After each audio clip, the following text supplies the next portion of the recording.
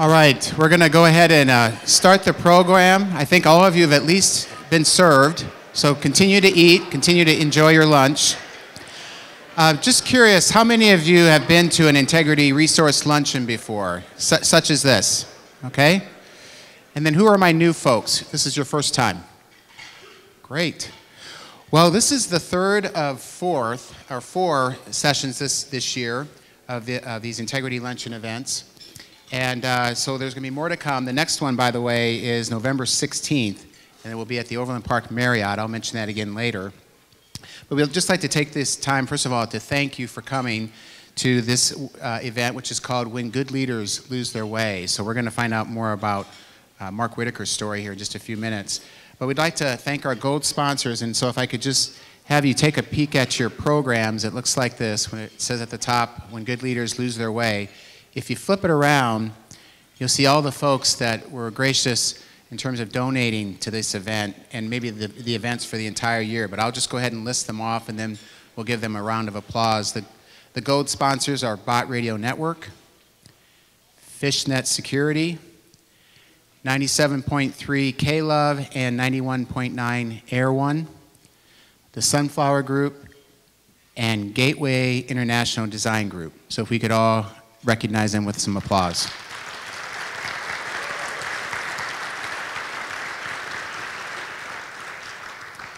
And any of you that have ever put on an event know that it takes a lot of time and energy and planning before we are all here today. So the folks that have worked with that the most are the board members for the Integrity Resource Center, and then a group of volunteers. So if we could just all recognize them all today as well.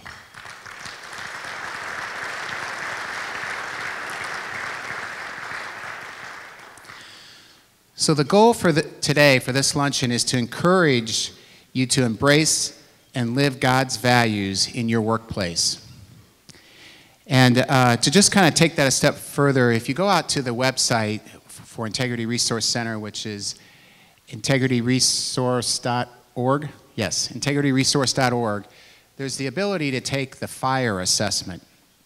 And I didn't know if any of you have, because this has been going on for several years, have had the opportunity to take the fire assessment in any way. Anybody, if you could raise your hands? Okay. It's an enlightening and humbling experience. I'll just say that. I took it again yesterday. I had taken it a few years ago. But one of the things that jumped out at me when I took it a few years ago at one of the Faith Incorporated luncheons is that, and I had a pastor tell me this one time, you can't give what you don't have. So you can't give what you don't have. And when I took the fire assessment, what I was realizing was that I was running a little too hard. I grew up on a farm, and I don't know if it's part of the German stock or if it's just when you're on a farm, you're just always working. But I like to work. I enjoy work. And so, but that can also sometimes get in the way. And so one of the things that it inspired me to do was, and I started slow, was just to start taking off Monday mornings. Because that's one of the few times that nobody else is in the house besides me. We have 4 kids, and my wife works part-time. And no, I'm not trying to avoid her. I just wanted the house to myself. And so that was the opportunity. So if that means I want to pray, if that means I want to work out, if that means I want to read a book, if that means I want to sleep in, just time to just kind of invest in myself. And then over the course of the next couple of years, I started taking Friday afternoons off. For the same reasons, because we're running hard on weekends with the kids' activities. I'm running hard during the week. So I just owe that to the fire assessment, that it just allowed me to schedule more margin in my life. And as they say, you know what's important to people by what's on their calendar. And so that's on my calendar. And it's also what's important to us by what's in our checkbook or our Visa statements. So with that in mind, I'd like to introduce Rick Box, who started all of this 11 years ago. And Rick is the president of Integrity Resource Center. He's a personal friend of mine. We met actually in 2001. I didn't know Rick from Adam, but he, through a Christian Businessmen's Committee meeting that we held monthly, and he was just starting Integrity Resource back then. And it's been really fun for me to watch how he's grown this and how he's continued to evolve. And at the end of the day, just to impact lives of people, not only the people in this room, but all the people that you touch. So if you could go ahead and give Rick Box a nice round of applause.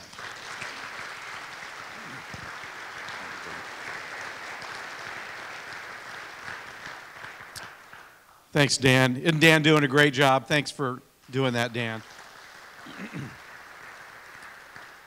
I know Dan asked this question, but let me see the hands again of people that are here for the very first time. This is a first-time event.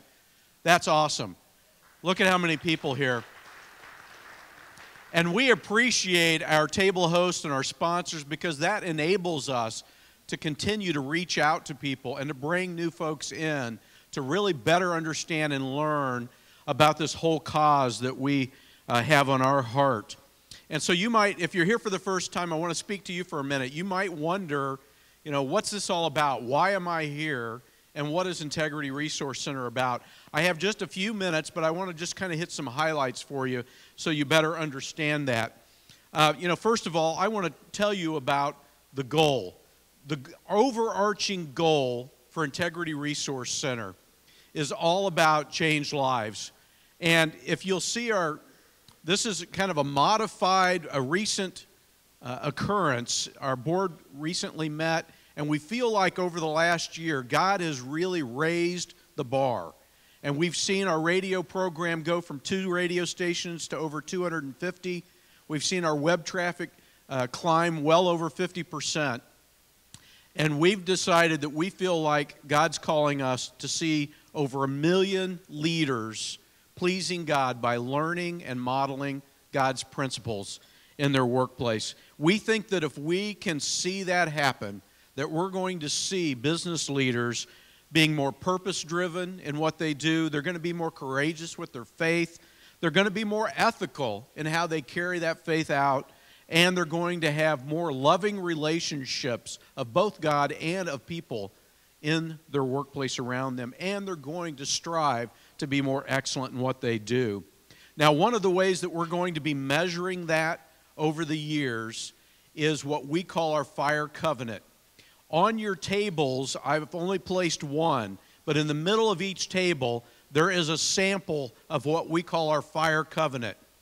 And we've had thousands of people sign that over the years and made a written commitment to God as to how they're going to do business. And that's a real passion on my heart. And so we would really encourage each and every one of you to consider that commitment. Now, whoa. Talk about fire, and boy, it just spits out here. FIRE is an acronym that stands for faith, integrity, relationships, and excellence. And so that would be a commitment. And so we would urge you to go to our website, take a look, and consider making that commitment and joining one of these 1 million people that we want to rally around this concept. Now, I also want to talk to you about how does IRC go about this? How do we help others do that? And our mission is all about glorifying God by helping others learn, model, and teach God's principles in their workplace. And we can do that in a number of different ways. I mentioned radio program and some other things that we do. These events that we hold every quarter is one of the ways that we do that here locally, is we give people an opportunity to hear from great teachers and speakers like you'll hear from Mark Whitacre today, so that they might be encouraged and inspired to do likewise in their own life. Another way that we do that is through our Fire in the Workplace process. Like I said, that's an acronym that stands for the Faith, Integrity, Relationships, and Excellence. And we have a process online. Dan just gave a testimony to the fire assessment. We have a free assessment tool that you can go to online on our website, and it does a great job of just kind of surfacing, how well am I doing in living out these principles in my workplace? And then the next step is we encourage people to sign that fire covenant. And then we have an online training course. It's a 6-module course called Fire in the Workplace. You can take that online, or we all actually just finished a 6-week course that we were doing that, and we're going to start up another one soon that you'll see on your response cards. You're maximizing your calling is a workshop that's a launch for that fire in the workplace. And so you can attend that as well. And then we're also trying to raise up people that want to begin teaching and facilitating small groups and being a coach to others in the same journey, in the same path. But we're also adding one more celebration piece. We believe that God is raising up a lot of leaders in our community that are modeling these fire principles. And we began last fall a brand new event called Fire in the Workplace Banquet. And we have a new one scheduled for April 25th of 2013 at the Overland Park Marriott. And we desire that banquet to be an evening of hearing what God is doing in and amongst our midst of business leaders and leaders in our community. And it was a real encouraging event last time to be able to hear the stories of what God's doing. Now, it's a tricky thing to do this kind of a banquet because we truly desire that God gets the glory, and it's not about spotlighting the individuals as much as it is hearing the stories of what God's doing through those people. So, we need your help. In order for this banquet to be successful, naturally, we have to have stories. And so we're seeking your stories. We're seeking the people that you've heard of or you know of, that maybe they've done a great job of modeling courageous faith. Or maybe you've seen them model excellence in the way they carry out their work. Or maybe they're very ethical and they've done some things that they took some stands ethically that you think somebody needs to hear about. And so we would invite and encourage you to join us online. We have a place where you can submit those stories. And so we need the stories to be told. But also, we're going to need volunteers. If you've ever wanted to be an investigative reporter, this is your chance. Because we need people to go out and actually talk with those people that have stories and take notes and to gather the stories so that we can make sure and pick the right stories and share those stories that evening. And so if you want to either be a reporter or you want to be a networker to help us get the word out, then let us know, and we would, we would love for you to join us in that. And then finally, I want to just thank you once again for everybody being here and for joining us in this journey. And today I have the pleasure of being able to bring up here to the stand our speaker. A few months ago, a friend of mine from Minneapolis called me and he said, "Rick, I just heard the most amazing story and the most amazing talk. You really need to get Mark Whitacre to come to Kansas City and speak and tell his story." He was the guy that was featured in the Informant movie. Well, Kathy and I had went and had seen that movie, and if you have ever seen that movie, it stops really where Mark goes to prison. And so I was kind of curious, and I asked my friend, well, I didn't really see anything that fit with kind of faith at work, what we do. And he said, oh, if you hear the rest of the story, you've got to hear the rest of the story. And so you need to bring him to Kansas City. And so I did some research and reached out to Mark. Now, Mark currently is president and chief operating officer of a company called Cypress Systems. They focus on cancer research. He has a wife that he's been married, I believe it was 39 years? Is 33. 33 years, and 3 children. Let's give a warm Kansas City welcome to Mark Whitacre.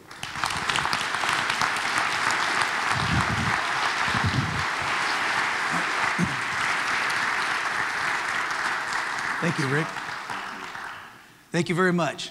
Appreciate the opportunity to be here in Kansas City and to share my story here today. And it's a great opportunity. And after getting to know Rick over this last several months and a lot more about his institute and his foundation, Integrity Resource, I can only say I know it's only 12 years old, his foundation, but I wish when I was in my early 30s that I knew Rick Box and I knew that of his institute, because it may have been a whole different outcome that would ended up in the detour that I'm about ready to describe that would happen in my life because of not having the right moral compass at that time. So I look forward to sharing my story with you.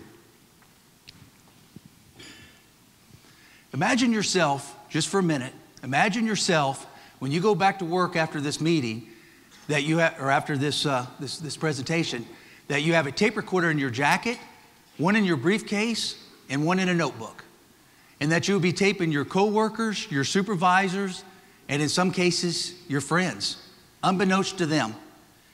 Now imagine doing that every day for 3 years. Because that's exactly what I did do for 3 years, from 1992 to 1995. I was a lot younger then. I'm 55 years old now. So that started when I was in my mid-30s. I was 35 when I started working undercover as a cooperating witness for the FBI.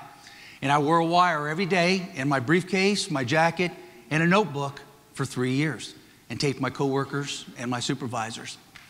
And the company that I was wearing a wire against, the company that I was going up against, was no average company. They're commonly known as ADM, Archer Daniels Midland, and they're one of the largest companies in the world. They were number 56 on the Fortune 500 at that time, number 56. And today they're a $70 billion company, 30,000 employees, and one of the largest food additive companies in the world. Now, I do want to emphasize at this point that myself and 3 other individuals did go to prison for this case at ADM, but ADM has 30,000 hardworking people that do the right thing, moral thing, ethical thing, the type of things that Rick Box talks about. They did that every day. It was really 4 executives at the top, myself as one of those, that broke the law, crossed the line, and went to prison, and we deserved everything we got. So ADM was not a bad company. It was just 4 bad executives at the top of that company where we lost our way. Greed became our focus.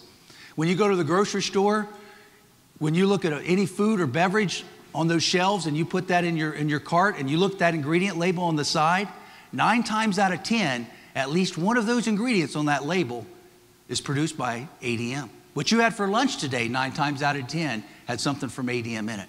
When you look at the high fructose corn syrup and Coca-Cola and Pepsi and the citric acid, those ingredients are produced by ADM. So they're in our foods and beverages that we consume every day.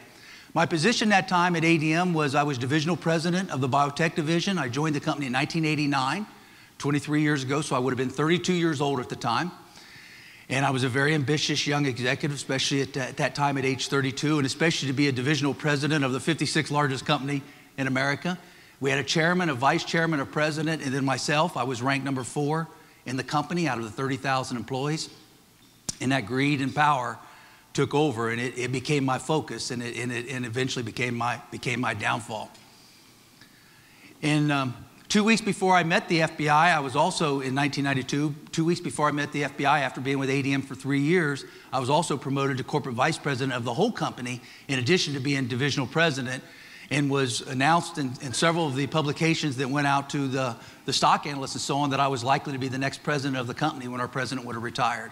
So I had a strong career path. I had from the way the world views things, I had a great career path at ADM and a great future. So then you'd ask the question, well, why would I wear a wire against my own company when my future there was so bright?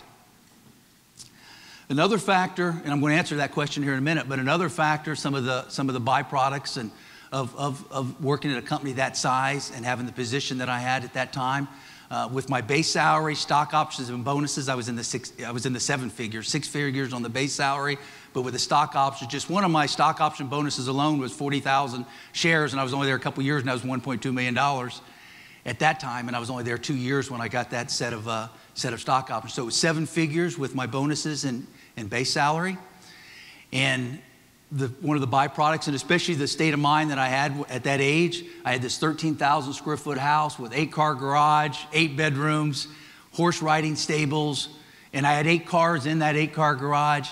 My whole focus became materialism, greed, and how fast I can move up the corporate ladder. I mean, once I was made divisional president, I already wanted the next position. Once I got corporate vice president of the whole company, I couldn't wait for the next position. And before I became president of the company, they learned I was an informant, so I no longer was allowed to stay at the company. But it was just never enough. It was never enough money. It was never enough position. I always wanted the next step. With every promotion, I was already for the next step. Now one would look at, well, what led ADM? What led the executives at ADM, including myself, to go to prison? Well, my first fraud at ADM was in late 1991. Myself and 3 other executives, and they were executives below me in this case. They were divisional vice presidents in the same division that I was president of. We lost, in a bad investment, about $600,000, and we reimbursed ourselves that bad investment that we lost, the four of us, and all four of us got convicted. Myself and one other went to prison, and the two others had probation. But four of us reimbursed ourselves with company funds. We set up bogus companies. We sent those invoices to bogus companies, but in reality, we owned those companies, and we reimbursed ourselves with that $600,000 and divided it among the four of us for an investment that we lost.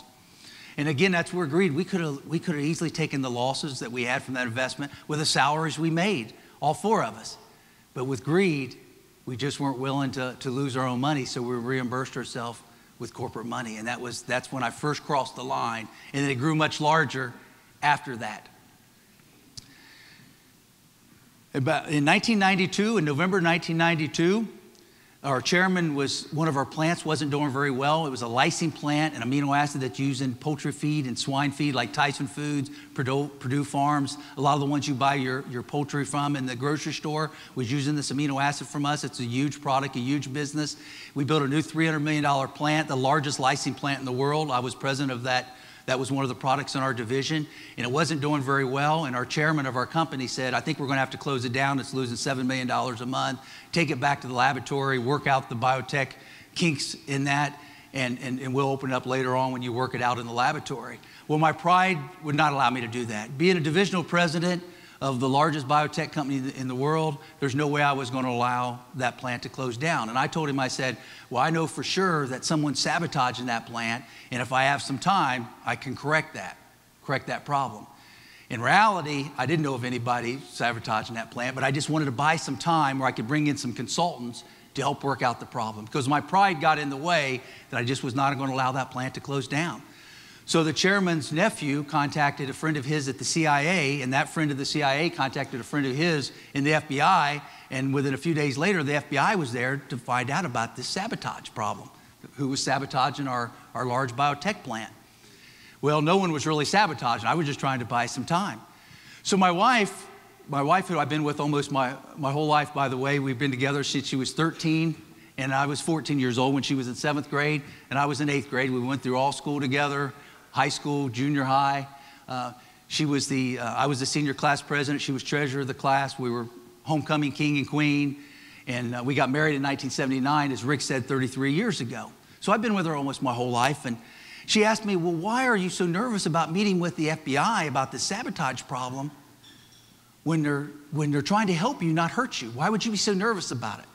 And I told her, I said, Ginger, there's some things going on in this company and things that I'm involved with that we wouldn't want the FBI to know about. And she said, well, what type of things?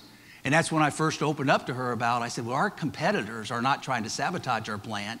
I said, actually, with our competitors, we're working with them in a very large price fixing scheme where we formed an international cartel to fix the prices of ingredients like lysine, high fructose corn syrup, lactic acid, and so on. Several products were involved. And we were fixing the prices. And I said, we were stealing hundreds of millions of dollars a month. Actually, a Purdue University professor, Dr. O'Connor, calculated we were stealing over $1 billion a year from our own customers. Over $1 billion a year with this price fixing scheme.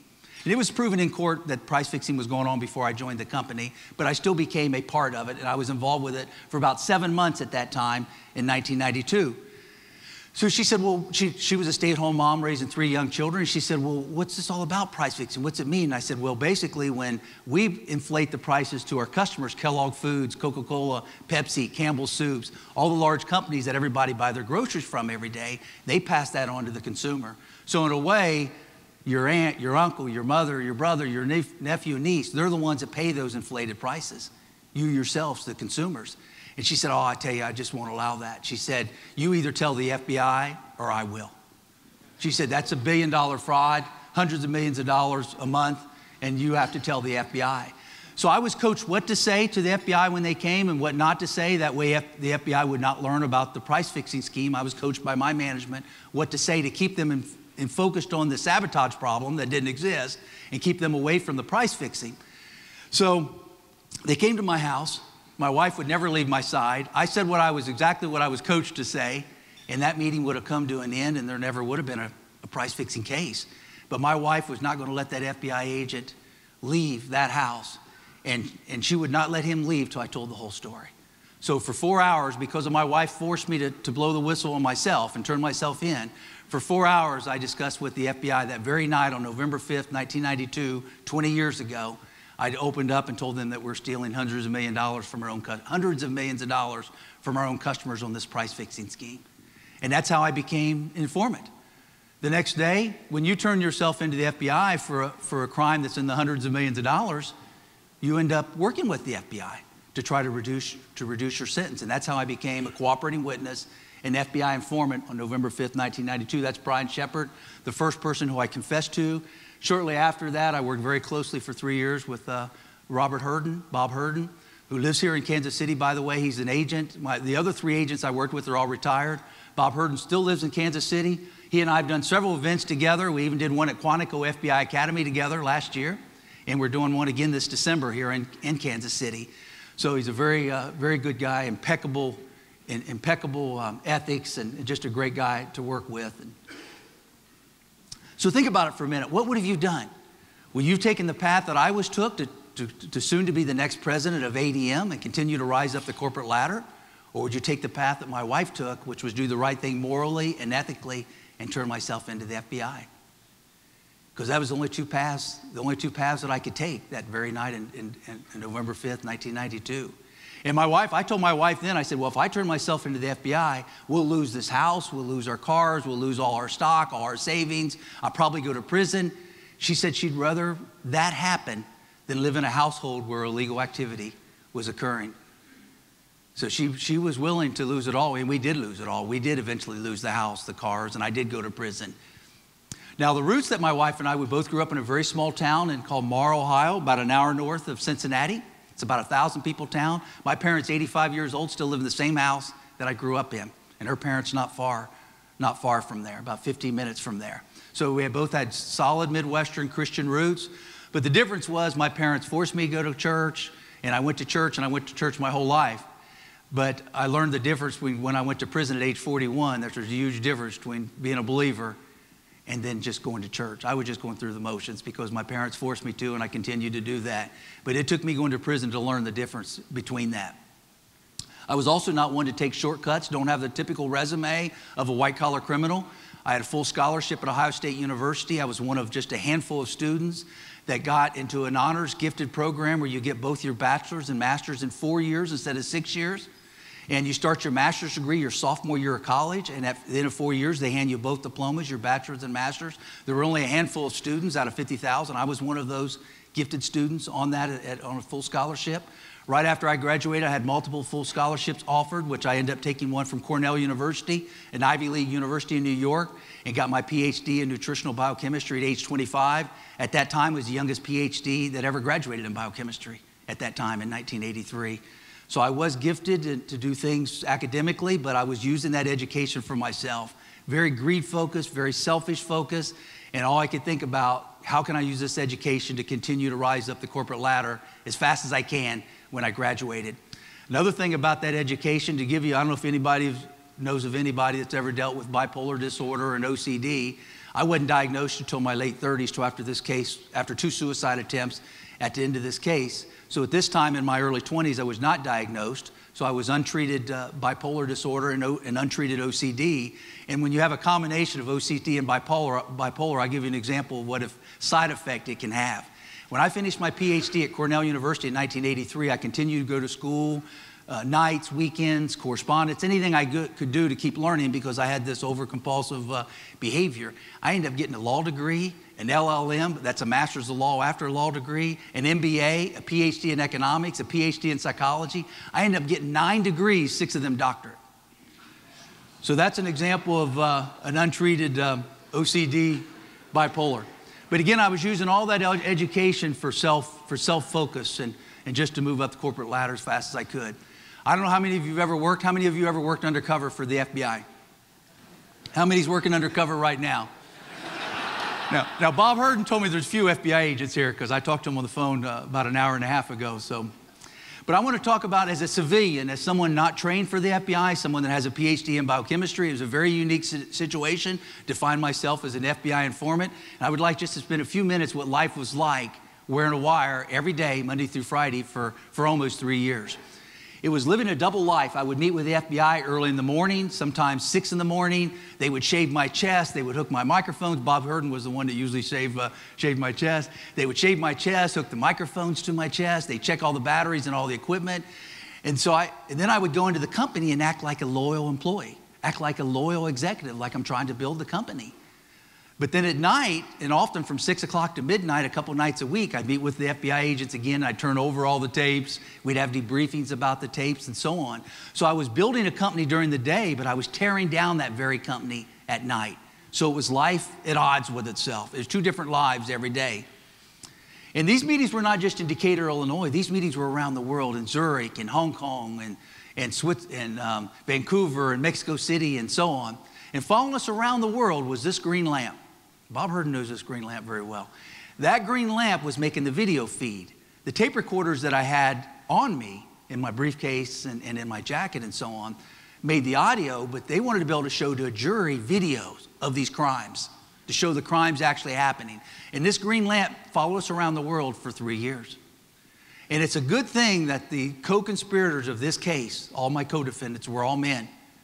Because I'm convinced if there was a woman among us, she would immediately notice that this green lamp did not match the 5-star decor of a Shangri-La in Singapore or of the Four Seasons Hotel in Chicago.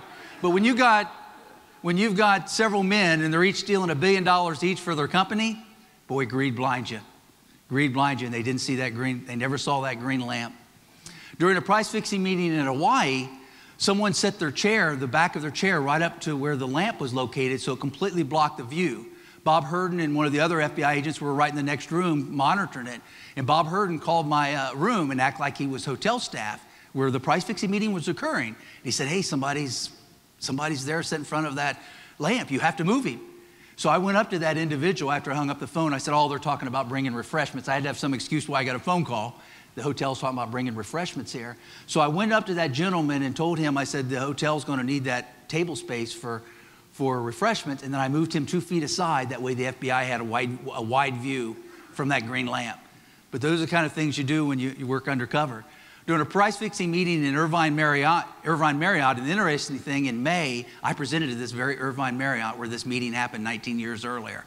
I did the Orange County Prayers Breakfast, Mayor's Prayers Breakfast there. And the tape recorder started clicking. So here we have a green lamp in the corner of the room where all the co-conspirators are being videoed. And my tape recorder in my briefcase, they didn't have the equipment 20 years ago as they'd have today, started clicking. And I opened that briefcase, the fiddle of that recorder, to stop that noise right during that meeting. They did not notice the lamp. They did not notice me fooling with that tape recorder. And again, that's what greed does. It blinds you. They don't know what's going on right around them. During price-fixing meetings in Japan, they didn't want me to take all the equipment over customs and so on. They felt like, the FBI felt like maybe at that time the Japanese government would support the Japanese companies and let them know they were under investigation. So they didn't want to inform the Japanese government at that time. This is 20 years ago. So this is the actual recorder, which Bob Hurden has recently sent to the FBI Museum in Washington, D.C. But that's the actual recorder that I used, which is like a little Radio Shack recorder with these little micro cassette. And some of you may be over 35 years of age or so may remember those little micro cassette recorders. And the duration of those tapes were 45 minutes. Well, the meeting lasted for 3 hours. So I had to constantly, and the FBI just don't want 45 minutes of the meeting. They want the whole 3 hours. They have to have it all. So I constantly looked at my watch, ran to the restroom every 45 minutes to flip this tape over to the other side. That way there was a fresh side when I went back in to capture all of the recording of those very important price-fixing meetings. After doing this about 2 years, I was definitely cracking under the pressure. The norm of an FBI informant is not wearing a wire for 3 years. This is a long time for them, and they even told me that when I was at Quantico. That's not the norm. And after about 2 years of wearing that wire, I didn't know if I worked for the FBI, for ADM. I didn't know who I was. I really did. I was losing. And I was in with my shirt and a tie on at 3 in the morning on our driveway during a horrific thunderstorm and rainstorm. And I was blowing the leaves off with a gas leaf blower at 3 in the morning during a rainstorm with a shirt and tie. My wife heard this, and she came out on the driveway, and she had an umbrella over her head. She said, you need to come back to the house. You need to come back to the family.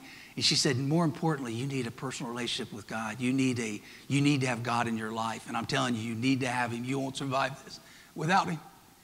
And at that time, I told her, this would have been 1994. At that time, I told her, who needs God I'm going to be the president of the 56th largest company in America. That's how lost I was. And she brought reality to me that night. She said, Mark, you're not going to be the president of ADM. You are going against ADM. You are taping ADM. You're not going to be at that company. You need to get it through your head. You will, when they learn you're the informant, you will no longer be there. And after I continued to blow the driveway off for about another hour after that. And during that time, I contemplated, and I started thinking, she's right. I am going to be fired for being an informant. I am going to be fired when they learned that I went up against the top management of ADM, the 3 people that were above me. And I started thinking about, well, what happens when I get fired? Would I be able to get another job being a whistleblower? At that time, whistleblowers are more popular today, but at that time, it would have been easier to get a job as a felon than a whistleblower in the 90s. And this was mid-90s, this has been 1994. So I started thinking about, well, how could I protect my family financially? I'm used to making 7 figures. My stock, I calculated in about 2 or 3 more years, the stock options I had would have a worth of about $9 million.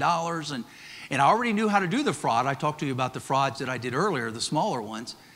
So I then went back that following week and over a few month period, wrote $9 million checks to myself. I figured it'd take about 3 or 4 years to get back on my feet. I felt like I was walking away from $9 million because I wouldn't be able to exercise my stock options.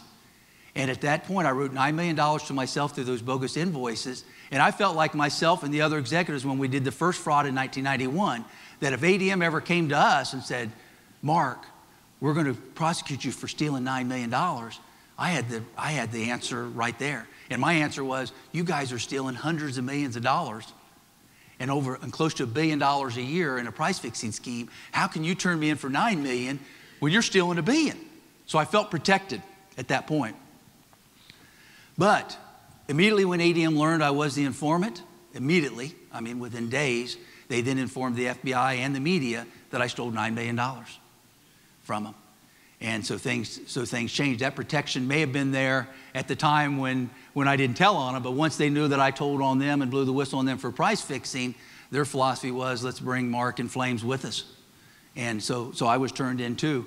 And what's amazing thing, the FBI agents, the 4 agents that I worked with, they still supported me and still took up for me. And it really amazes me because I took $9 million the very time that I was working with them and never even told them about the earlier frauds that happened prior to price fixing, the smaller frauds. And so it's amazing, they still supported me. And they, along with my lawyer, talked to the prosecutors on my case, trying to get the best plea deal they could get. And they made the following arguments. That I wore a wire for almost 3 years, which is almost unheard of. Even FBI agents don't go undercover for that long. They also didn't give me any kind of psychiatric or psychological assistance. They normally get some kind of psychological assistance, FBI agents do every quarter, to help them cope with being undercover. I never got any of that for 3 years. I'm a guy blowing the driveway off at 3 in the morning. So they emphasized that to the prosecutors. They also said that most of the money I took was during the time of when my mental state was at its worst, my mental stability was at its worst. And so the prosecutors listened to all the arguments that my lawyer made and the FBI agents made over a couple-week period and agreed to a 3-year plea deal.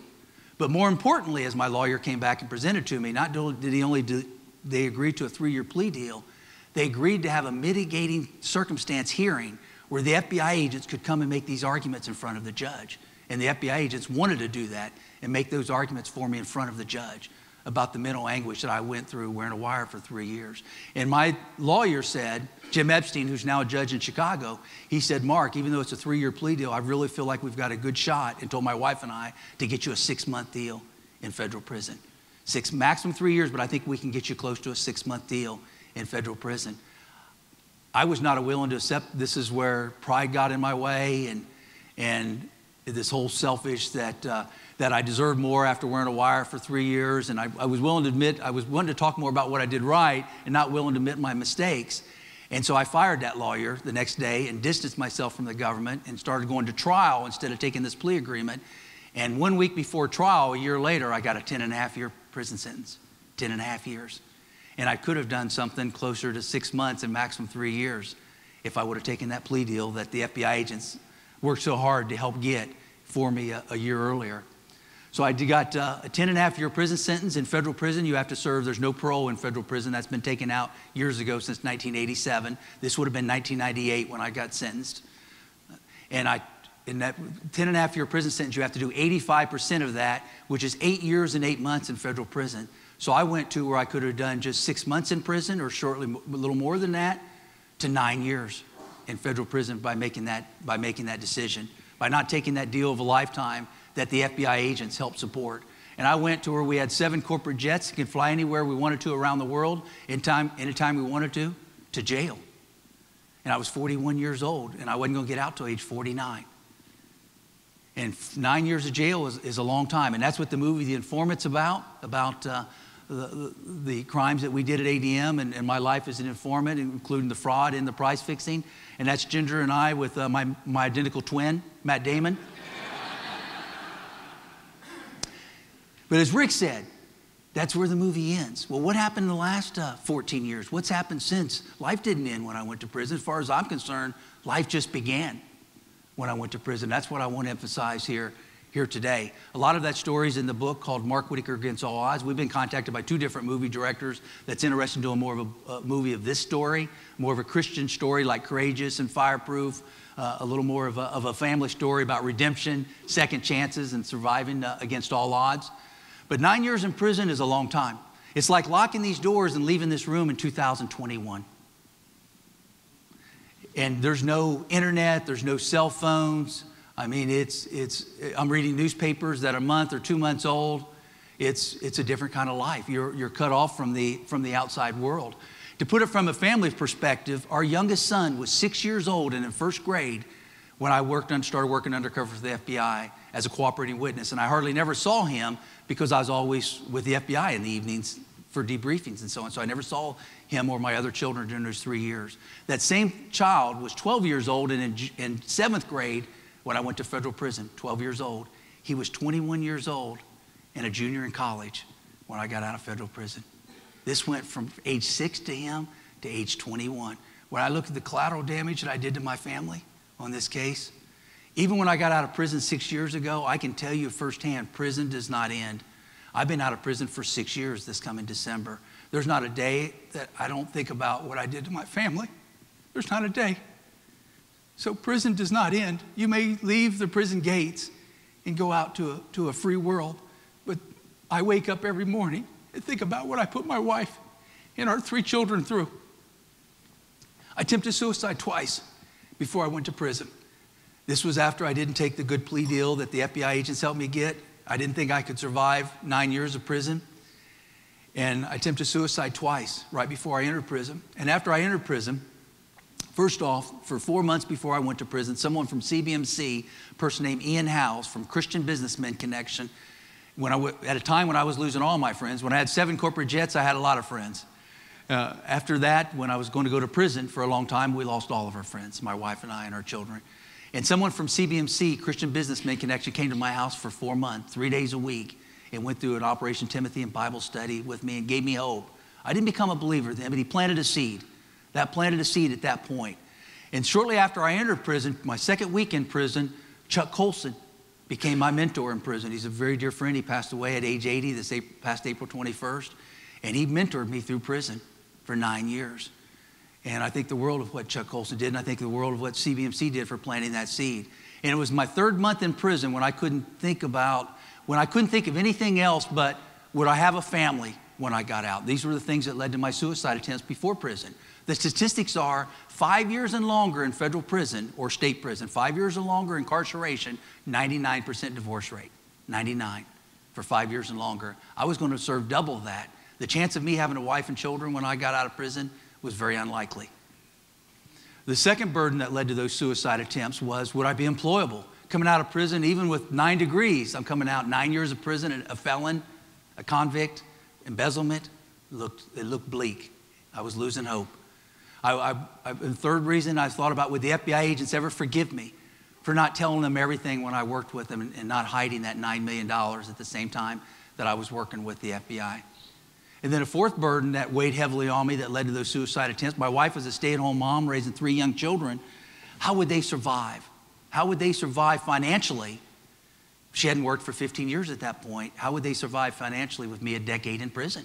Because we had lost everything, the house, the cars, the stock. We lost everything. And because of that seed planted by CBMC and because of that mentoring that came from Chuck Colson, On my 3rd month in prison, in June of 1998, I got on my knees, and for the first time in my life, I learned what the difference between going to church every Sunday and being a Christian is and being a believer is. I got on my knees and I surrendered to God and said, God, I've made a train wreck out of my family's life. There's 2 suicide attempts and you kept me alive for a reason. What was that reason?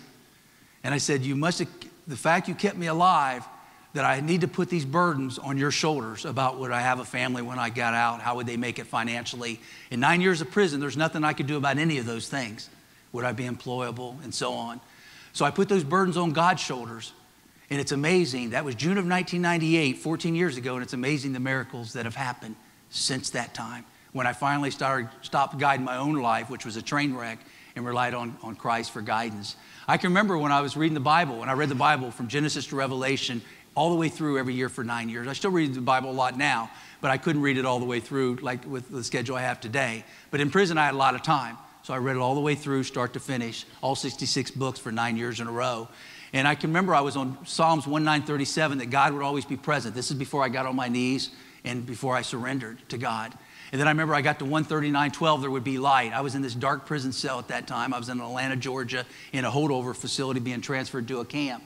And I was in this dark cell, and the first time I started feeling peace and contentment that I never felt before. Before prison, when I'm making millions of dollars, I'm blowing the driveway off at 3 in the morning, and one of the largest companies in the world, so the world would say that Mark Whitacre had everything at that point. As compared to in prison, I had nothing and lost everything, and look, 9 years of prison ahead of me, and I felt for the first time peace and contentment. And we made a decision, and with Christ in our lives, and I give my credit a lot to my wife on this, and I feel like my greatest blessing is definitely my wife, Ginger, is that we as a family got better, even in prison, and not bitter. And the only difference between those 2 words is the letter I. I being a selfish, which is what I was all those years with my education, with my career, the greed focus, or the letter E, which has an eternal focus. And we got better as a family. And to give an example, my wife, after I was redeemed by God, God pardoned me that day in 1998 when I surrendered to Him. And now I want to talk about the redemption and second chances, that those things that I was worried about that led to my suicide attempts, how those went. My family, my wife moved to 3 different states, to each prison I was located. She moved, and the visiting hours are Friday nights and all day Saturday and all day Sunday.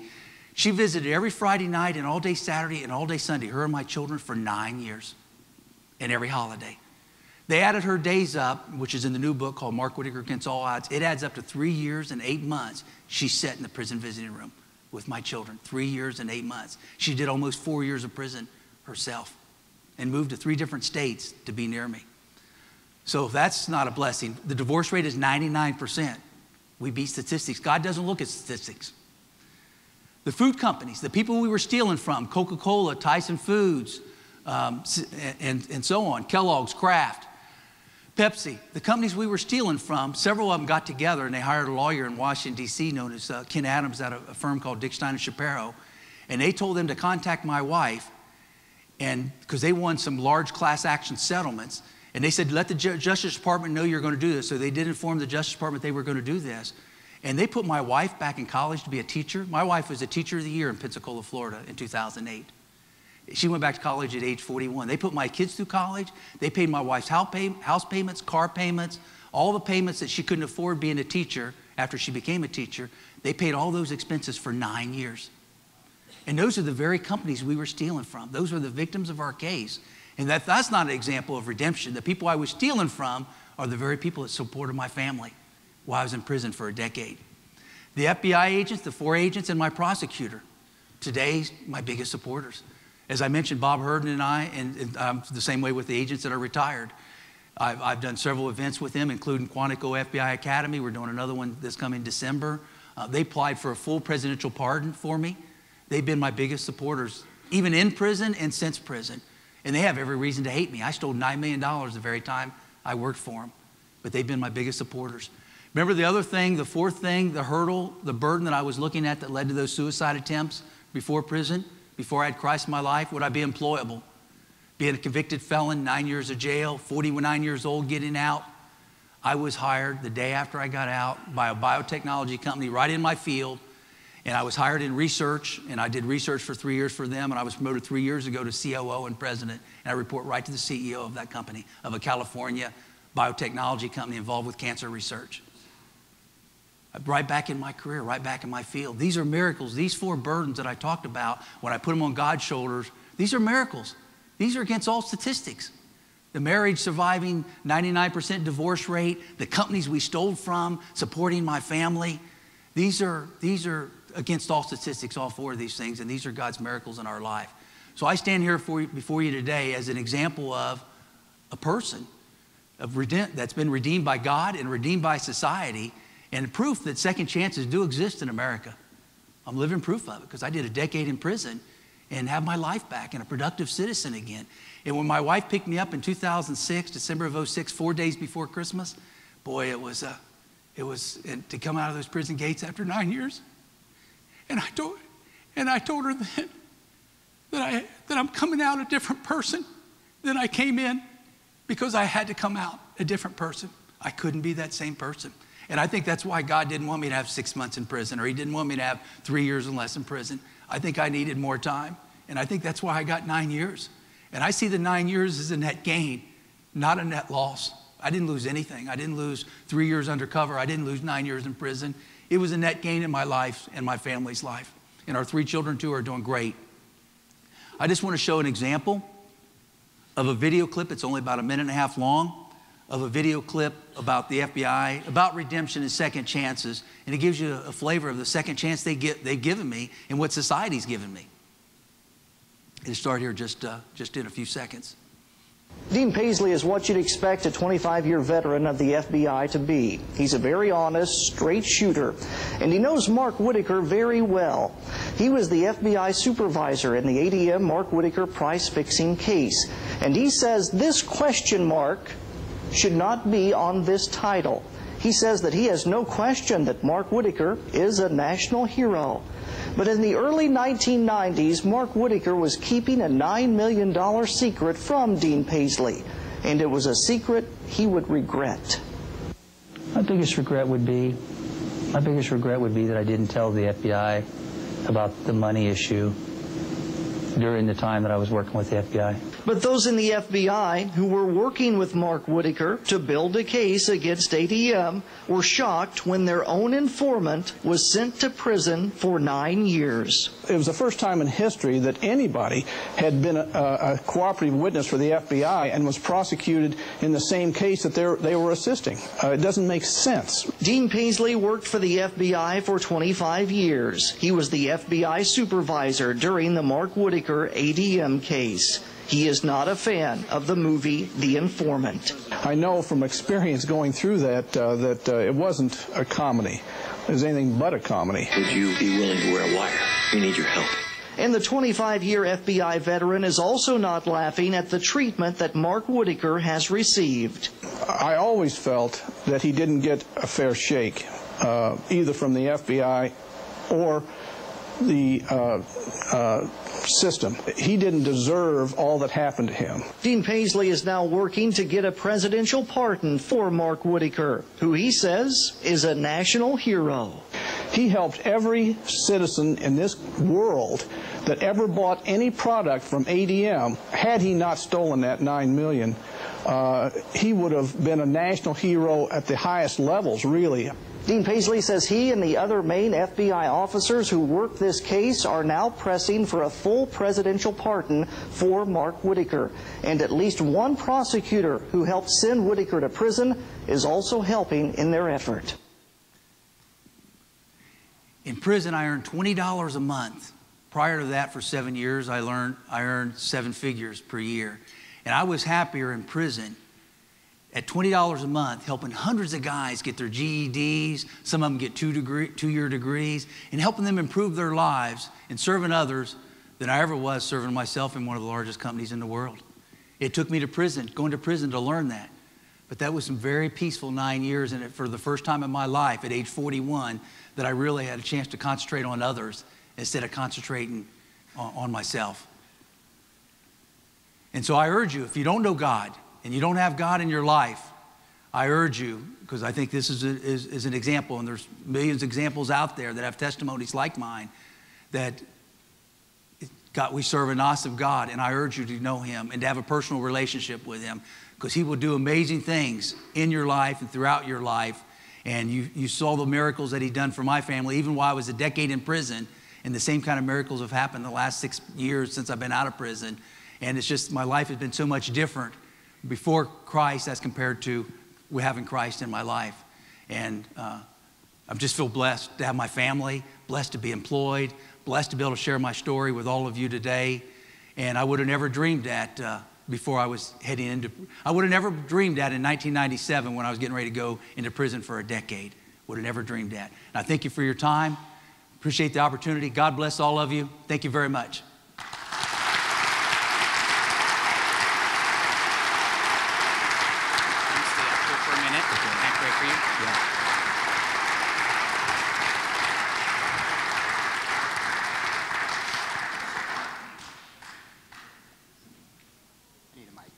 Is that one right?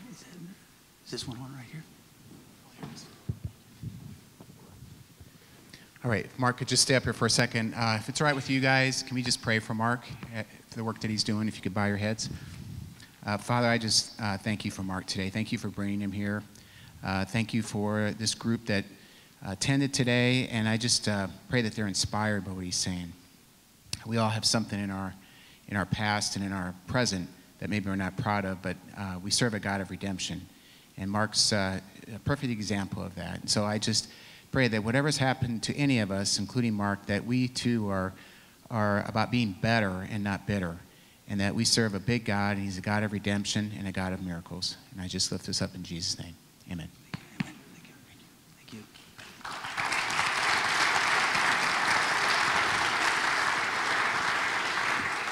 All right, we just have a few things here. Kathy, would you mind grabbing this? If you didn't get a chance to put a card in, there's still time. This is Kathy Box, and she's got the fishbowl. All right, I just took down a few notes. Some of them were in my prayer, just some takeaways for me personally. One, selfishness, greed, sin blinds us. It dulls what people and God are saying to us. He had his wife, he had many people that were, I'm sure God was attempting to talk to him too, but sin blinds that and dulls that for us. Whatever happens to us, that we have a choice, that we can become better or bitter. And the difference is I, and I like that. I had never heard that before, but the I, when I get in the way of myself probably more than anything. And that our God is a God of redemption and miracles. All right. A couple of things. We mentioned the fire assessment. And I went ahead and just took it again yesterday since it had been a few years. And the first time I took it was on a piece of paper, and now it's online. And so if you just a reminder to go out there, it's integrityresource.org. It takes 5 to 7 minutes. You get your results immediately. It gives you a scoring grid, gives you an idea of where you are, and even some suggestions on how to improve. So I would just encourage you to do that. Also, if you would sign up for Integrity Moments, I'm assuming you can do that on the website too. There's like a click. I've been getting it for years. It's just a short little, probably takes you 30 seconds to read it every day. Rick and some others do a wonderful job of using everyday events to use integrity and biblical references to that.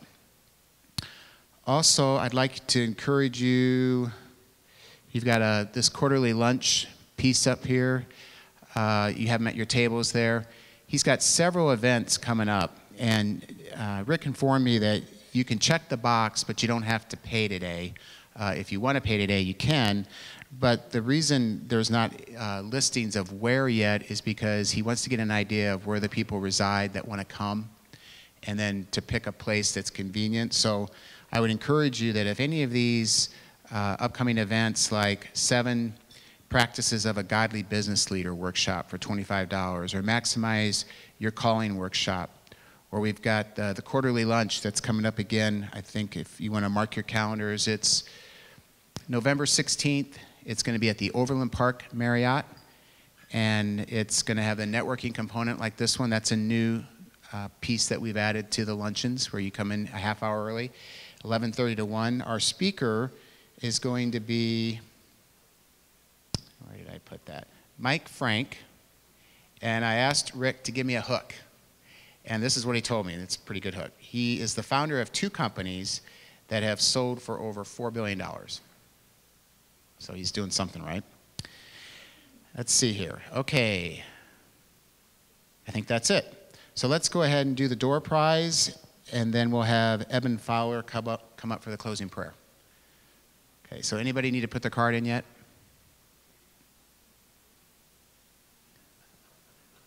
Okay.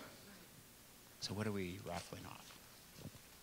Just pick one. I'm mixing it up really well. You want me to pick it? Okay.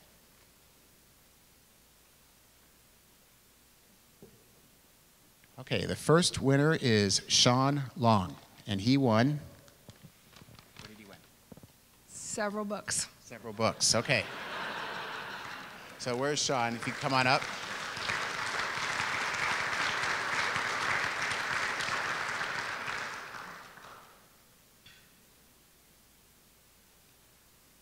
Our second winner is Joe Polo. Joe Polo. Joe Polo, and he won Tickets to see Hillsong. tickets to see Hillsong. All right, Joe, come on up. If you're still here. Yep. This is donated by K-Love radio station. And now I have the microphone.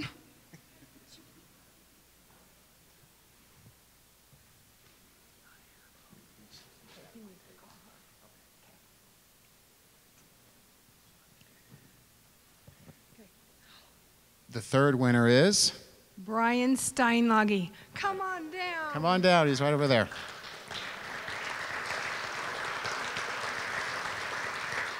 And it looks like Brian won several books.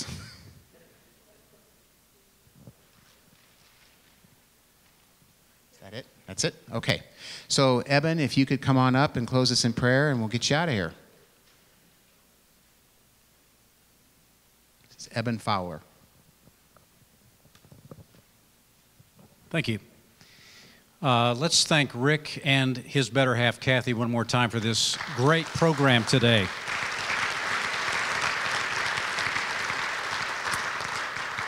Rick, these just keep getting better. Thanks so much. And Mark, thank you. What a compelling story, and bless you for your time. Let's pray. Lord, thank you so much for the message that we heard today. We know that our hearts are desperately wicked. Each one of us need to be examined by you daily, and so we ask for that. Examine us carefully, Lord.